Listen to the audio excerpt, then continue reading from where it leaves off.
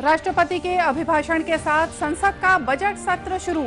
राष्ट्रपति ने कहा कि कृषि कानूनों का उद्देश्य देश के किसानों को ज्यादा अधिकार और शक्तियां हासिल करने में मदद करना है।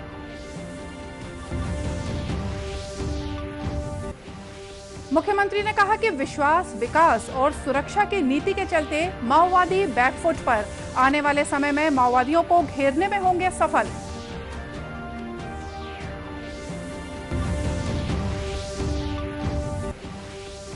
प्रदेश में आदिवासियों के खिलाफ दर्ज प्रकरणों की वापसी की प्रक्रिया तेज।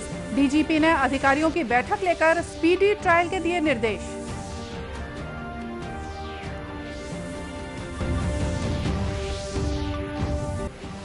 और देश में कोरोना से स्वस्थ होने वालों की दर 96.94% हुई। छत्तीसगढ़ में कोरोना मरीजों की संख्या 3 लाख के पार।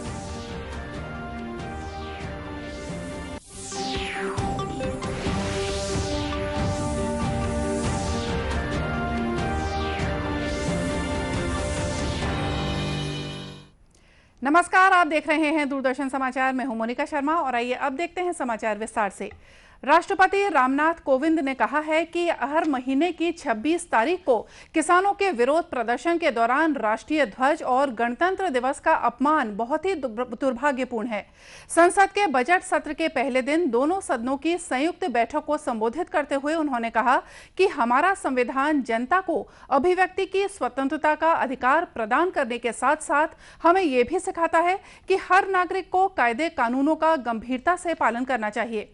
राष्ट्रपति ने कहा कि संसद के पिछले सत्र में पारित कृषि संबंधी तीनों कानूनों का उद्देश्य देश के किसानों को अधिकार और शक्तियां हासिल करने में मदद करना है।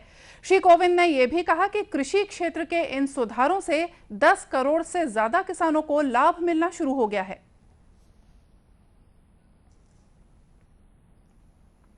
व्यापक विमर्श के बाद संसद ने 7 महीने पूर्व 3 महत्वपूर्ण कृषि सुधार, कृषक उपज व्यापार और कृषक संवर्धन और सरलीकरण विधेयक, कृषि सशक्तिकरण और संरक्षण, कीमत आश्वासन और कृषि सेवा करार विधेयक और आवश्यक वस्तु संशोधन विधेयक पारित किए हैं। इन कृषि सुधारों का सबसे बड़ा लाभ भी 10 करोड़ से अधिक छोटे किसानों को तुरंत मिलना शुरू हुआ।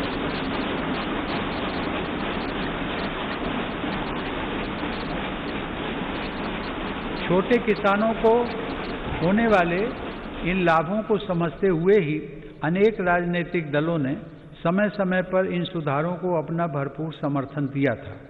देश में अलग अलग फोरम पर देश के हर क्षेत्र में 2 दशकों से जिन सुधारों की चर्चा चल रही थी और जो मांग हो रही थी वह सदन में चर्चा के दौरान भी परिलक्षित हुई। वर्तमान में इन कानूनों का अमलीकरण देश की सर्वोच्च अदालत ने स्थगित किया हुआ है। मेरी सरकार उच्चतम न्यायालय के निर्णय का पूरा सम्मान करते हुए उसका पालन करेगी। राष्ट्रपति ने कहा कि किसानों को मिल रहे इन फायदों को देखते हुए अनेक राजनीतिक दलों ने कृषि सुधारों को अपना पूरा समर्थन दिया है। वहीं प्रधानमंत्री नरेंद्र मोदी ने कहा है कि ये दशक भारत के उज्जवल भविष्य के लिए बहुत ही महत्वपूर्ण है और इसका पूरा उपयोग करते हुए दशक के दौरान राष्ट्र से संबंधित तमाम मुद्दों पर चर्चा होनी चाहिए। संसद में बजट सत्र की शुरुआत से पहले संवाददाताओं से बातचीत में प्रधानमंत्री ने कहा कि देश के सामने स्वाधीनता सेनानियों के सपनों को साकार करने का सुनहरा अवसर आ गया है। इस सत्र में इस पूरे दशक को ध्यान में रखते हुए चर्चाएं हो,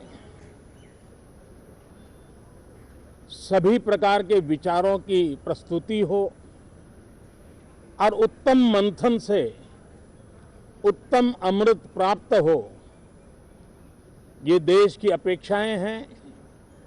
मुझे विश्वास है कि जिस आशा और अपेक्षा के साथ देश के कोटि कोटि जनों ने हम सबको संसद में भेजा है, हम संसद के इस पवित्र स्थान का भरपूर उपयोग करते हुए लोकतंत्र की सभी मर्यादाओं का पालन करते हुए जन आकांक्षाओं की पूर्ति के लिए अपने योगदान में पीछे नहीं रहेंगे, ये मुझे पूरा विश्वास है।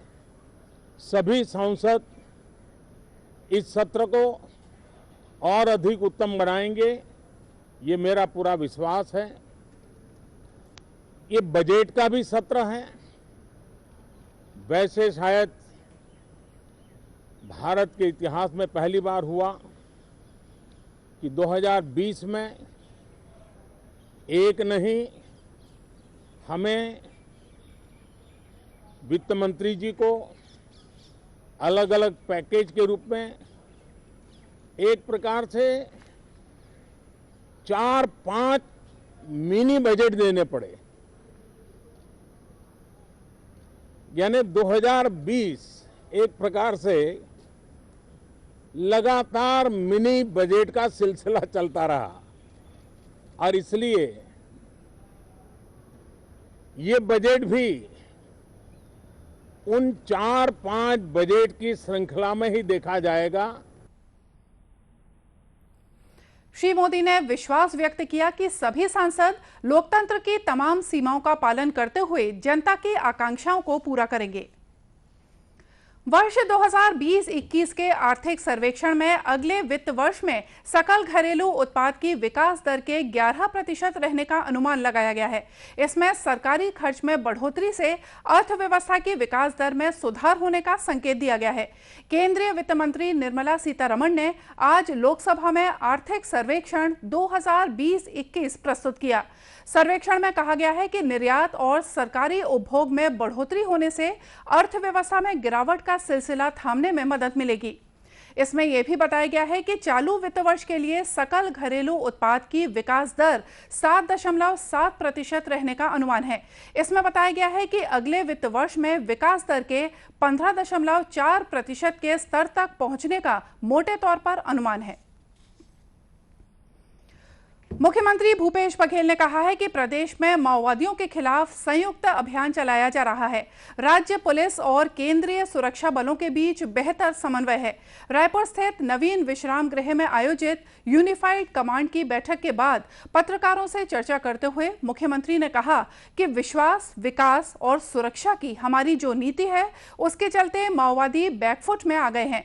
आने वाले समय में माओवादियों को घेरने में हम सफल होंगे और नक्सलवाद समाप्ति की ओर तेजी से आगे भी बढ़ रहे हैं।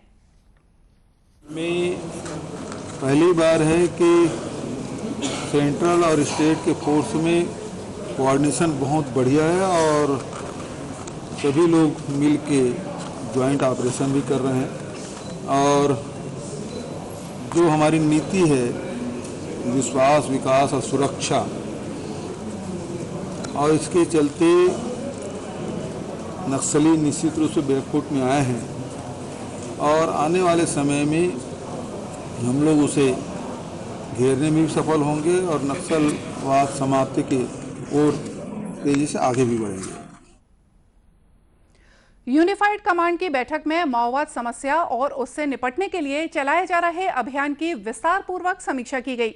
इस बैठक में राज्य और केंद्रीय सुरक्षा बलों के बीच बेहतर समन्वय बनाने पर जोर दिया गया। साथ ही माओवाद प्रभावित क्षेत्रों में विकास कार्यों में तेजी लाने के निर्देश भी दिए गए। बैठक में गृह मंत्री ताम्रध्वज साहू, केंद्रीय गृह मंत्रालय के वरिष्ठ सुरक्षा सलाहकार विजय कुमार, मुख्य सचिव अमिताभ जैन, अपर मुख्य सचिव सुब्रत साहू, पुलिस महानिदेशक डीएम अवस्थी भी मौजूद थे। प्रदेश में आदिवासियों के खिलाफ दर्ज प्रकरणों की वापसी के निर्देश दिए गए हैं। पुलिस महानिदेशक डीएम अवस्थी ने आज पुलिस मुख्यालय में आयोजित बैठक में आदिवासियों के विरुद्ध दर्ज प्रकरणों की वापसी के संबंध में की जा रही कार्यवाही की समीक्षा ली। बैठक में बस्तर संभाग के विभिन्न जिलों में आदिवासियों पर दर्ज प्रकरणों की वापसी के संबंध में समीक्षा करते हुए डीजीपी ने प्रत्येक जिले में नोडल अधिकारी बनाने और स्पीडी ट्रायल के निर्देश दिए।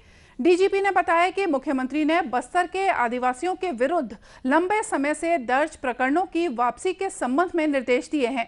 इसी संबंध में आज अधिकारियों की बैठक लेकर समीक्षा की गई।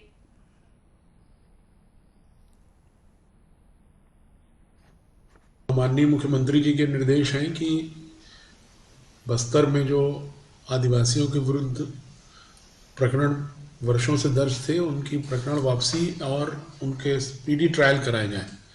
इस संबंध में आज एक मीटिंग आयोजित की गई थी जिसमें आईजी बस्तर और प्रत्येक जिले का एक नोडल अधिकारी बनाया गया है, एक राजपत्रित अधिकारी को, उनको यहाँ बुलाया गया था और उस पूरे कुल कितने प्रकरण हैं और कितने व्यक्ति हैं उनकी समीक्षा की गई और अभियान चलाकर ट्रायल को जल्दी समाप्त करने के लिए निर्देशित किया गया है, जिससे कि उनका न्याय मिल सके। बैठक में बस्तर रेंज के वरिष्ठ पुलिस अधिकारी और प्रत्येक जिले के नोडल अधिकारी मौजूद थे। खबरों का सिलसिला आगे भी जारी रखेंगे, लेकिन फिलहाल लेते हैं एक छोटा सा break.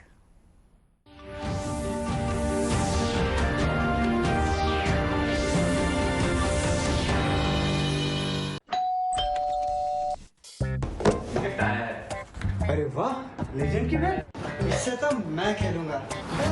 Future batting legend bat. इसमें जिसका नाम लिखा है बैट उसी को मिलेगी।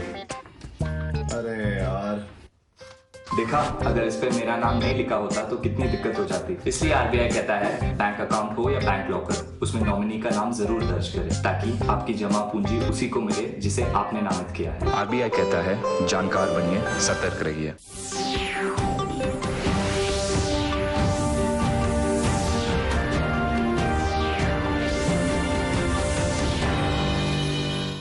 ब्रेक के बाद एक बार फिर से स्वागत है आप सभी का दूरदर्शन समाचार में।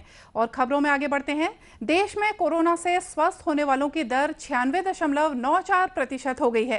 केंद्रीय स्वास्थ्य मंत्रालय के अनुसार अब तक 1 करोड़ 3 लाख से ज्यादा कोरोना संक्रमित व्यक्ति स्वस्थ हो चुके हैं। देश में 1,73,000 से ज्यादा व्यक्ति इस समय कोरोना से संक्रमित हैं। केंद्रीय स्वास्थ्य मंत्रालय ने बताया कि देश में अब तक 29,28,000 से ज्यादा लोगों को कोरोना वैक्सीन लगाई जा चुकी है। मंत्रालय ने कहा है कि कोरोना के सक्रिय मामलों में निरंतर कमी आ रही है। वहीं कोरोना से मृतकों का आंकड़ा बढ़कर 1,54,000 से ज्यादा हो गया है। केंद्रीय स्वास्थ्य मंत्री डॉक्टर हर्षवर्धन ने कहा है कि भारत ने कोरोना के मामलों की बढ़त को रोका है और पिछले 7 दिनों से देश के 146 जिलों में एक भी नया मरीज सामने नहीं आया है।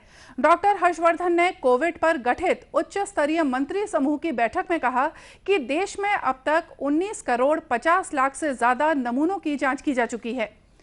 दूसरी ओर छत्तीसगढ़ में कोरोना संक्रमित मरीजों की संख्या 3 लाख से ज्यादा हो गई है।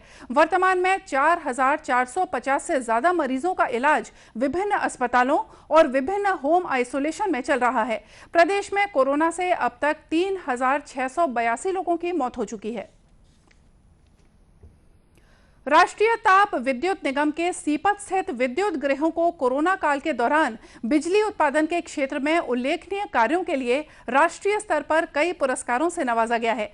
इसमें जल संरक्षण, पर्यावरण सुरक्षा और दुर्घटना मुक्त संयंत्र पुरस्कार शामिल हैं। एनटीपीसी सीपत के कार्यपालक निदेशक पदम कुमार राजशेखरन ने दूरदर्शन समाचार से बातचीत में बताया कि कोरोना काल के दौरान एनटीपीसी सीपत के विद्युत गृहों में बिजली उत्पादन जारी रहा।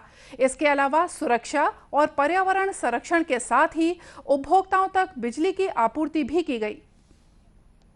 कोरोना के पीरियड में भी हम लोग ये बिजली बना के हमारा स्टेशन जितना यूनिट है सब चला के रखा और बिजली का कोई कमी होने नहीं दिया।